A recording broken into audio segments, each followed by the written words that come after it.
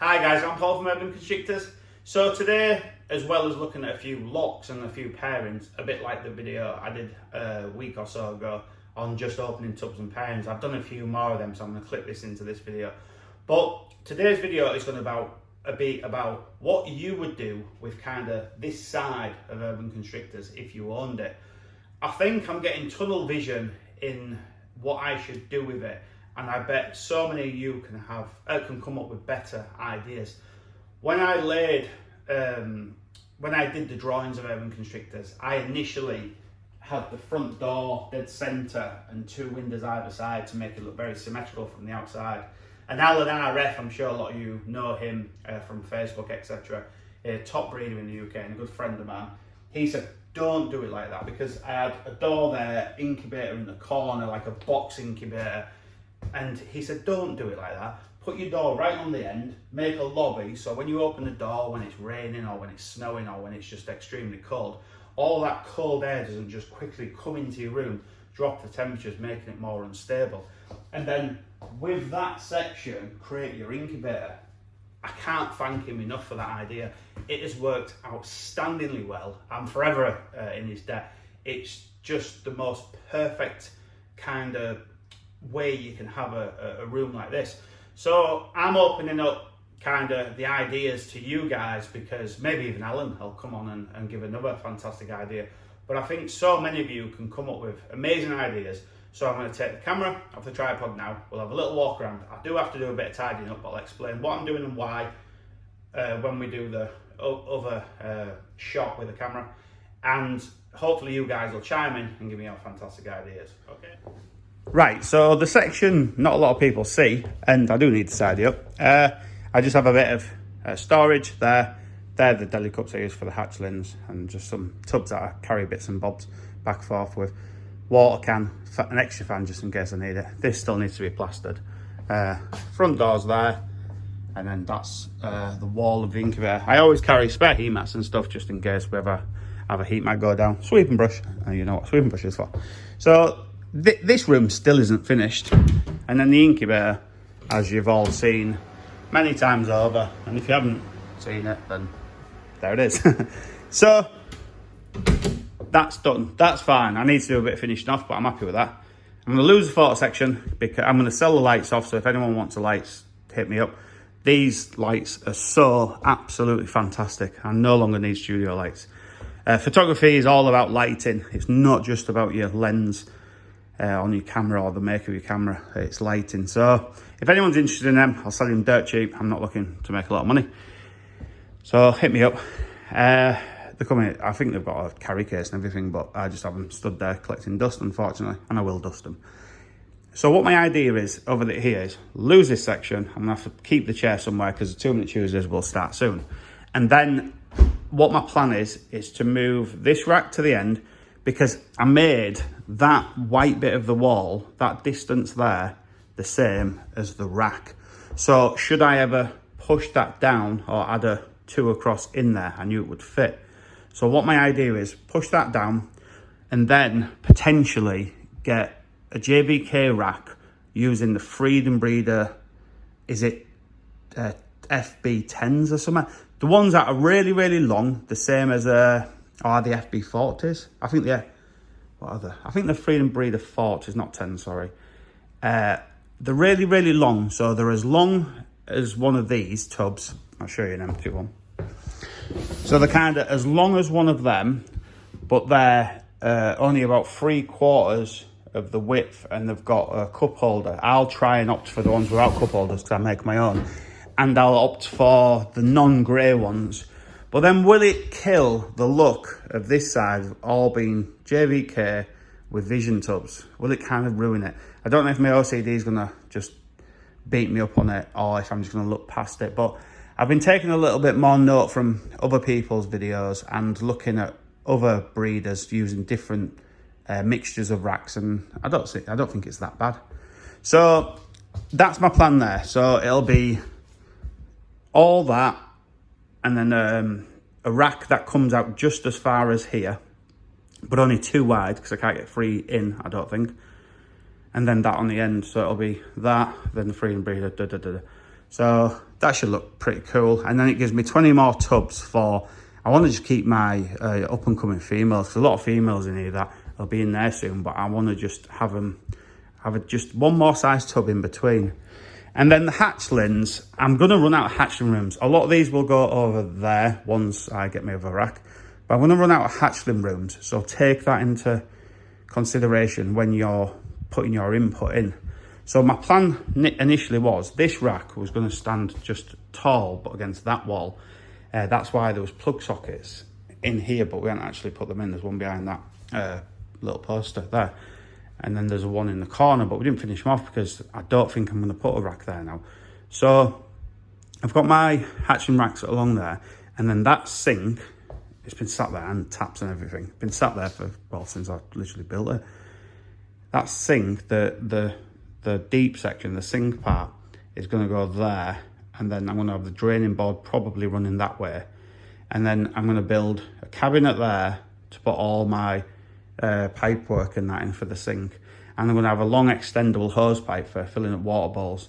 So what I'll probably do is cut this, as you can see, it's just balancing. I'll cut this short and just have it like that. And then we've got all that space to use our imagination on. Or I could obviously keep that length, I could have it cut there, etc, etc. So then the green trees, I'm not going to sell them or anything, so they're not going anywhere. But what would you do if they were yours? I could mount one in that corner, maybe one there, one there. I could obviously buy a fourth one of them, so I've got 4 of them, then put them somewhere else. So use your imagination. Obviously, there's plenty of space up here where you can use your imagination. So what would you, because I was initially thinking, move the green tree pythons. I'm going to do a green tree python wall, but I might just keep my collection small with them. And then have like an Urban Constrictors big logo or something on that wall. But what would you guys do if it was your room? And I've got that little rack, because all these racks used to be 12 high, but I wanted them 10 high because it was just too high. And I can obviously scale them up one day if I want to. So that was obviously 12 by 2. So I took that off, and that's going to be quarantine inside my house, but I haven't got around to doing it just yet. And quarantine's a really important part of this hobby. So I haven't got around to actually incorporating that in somewhere in my house and making it not disrupt, obviously, the way the house looks. So the big question is, if I stand right back, what would you guys do from sort of like this point downwards, and including all along there? If you want to do drawings and stuff like that, because Alan did a drawing, you can obviously send me drawings on Facebook, both through Urban Constrictors business page and my personal one if you're on my friends list, or just write your ideas in the comments box down. For every person that comes up with an idea that I use, will have like a VIP tour in Urban Constrictors, where you come here for best part of a day. You know, you can look around my whole collection, you pick my brains, etc. I can pick yours, and just have a good old time talking about these amazing snakes that we all keep. And I think it's really enjoyable when people come around. It's just I'm so incredibly busy all the time that I don't always get time to make for people, but I'm going to try and do a bit more of that. Darren from Neighbours Constrictors really inspired me, because he's now making more time for more people, and you can see he just loves it. He's just beaming with that sort of energy and that joy of having people around. And I know Adam from T.A Exotics is coming around very soon. He's going to do a vlog from here. Me and Adam's talked about it for a very long time, and he's a great guy, and you need to go over and support his channel because I think he's lost a little bit of momentum, simply because he was going to leave the hobby because of an electricity mains problem that he was having, but now he's staying in it because he's worked a way around it.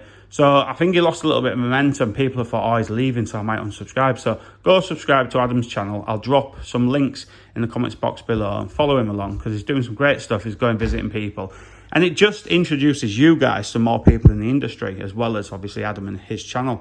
So go support him as well. Great guy, and we'll be doing some work together soon too.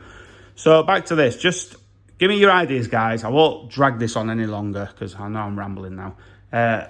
Give me your ideas and let me know what you think. And every idea I use, obviously, you'll get a tour if you are in the UK and if you can come visit here. And you can make it whenever you want. You can do it later in the year when I've got a ton of hatchlings, so you can see some of the amazing combos I'm going to potentially make this season. So let me know what you think, and now I'll show you just a couple of pairings. I don't know why, but I'm speaking really quiet on this section. I don't know why, but I'll show you a couple of cool pairings. And hopefully by next week, I'll be telling a few of you that you've come up with phenomenal ideas and thanking you for them. So just before I go, I'll say that is there just to hold that up. So that can go, all of this can go, apart from obviously the sink has to be located, the radiator can stay there or can mount it somewhere. So think about anything that will make the room better. The display case will go. So just pretend the tripod, that isn't there. So just forget them. They have to stay, but they can be moved. That has to stay, but it can be moved. I can buy more of them to make it look nice and symmetrical and stuff.